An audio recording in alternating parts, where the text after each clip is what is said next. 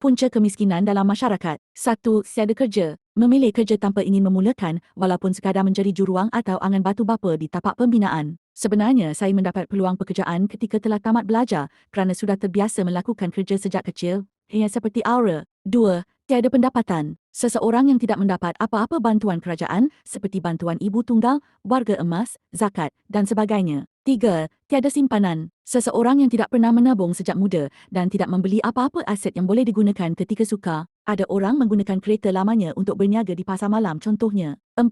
Suka berbelanja melebihi kemampuan. Sama ada bergaji besar atau kecil, tiada siapa di dunia ini akan terselamat jika suka berbelanja melebihi kemampuan, termasuk hal makan minum, tempat tinggal dan sebagainya. 5. Banyak hutang. Kebiasaan sejak muda, jika tiada duit, dia lebih memilih berhutang berbanding mencari pekerjaan atau mencari pendapatan sampingan tambahan. 6. Sakit. Seseorang yang telah hilang kelayakan untuk melakukan apa-apa kerja, mungkin terlantar atau mempunyai penyakit kronik yang membahayakan nyawanya jika bekerja. 7. Persekitaran. Tinggal di sesuatu kawasan yang mungkin amat sukar mencari pekerjaan, jauh dari bandar dan pekan.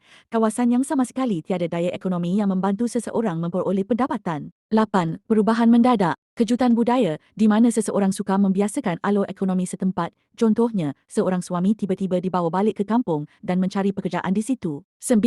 Tiada sokongan sosial. Seseorang mungkin kurang bermotivasi untuk bekerja jika kawan-kawan atau ahli keluarga tidak memberi sokongan moral kepadanya. 10.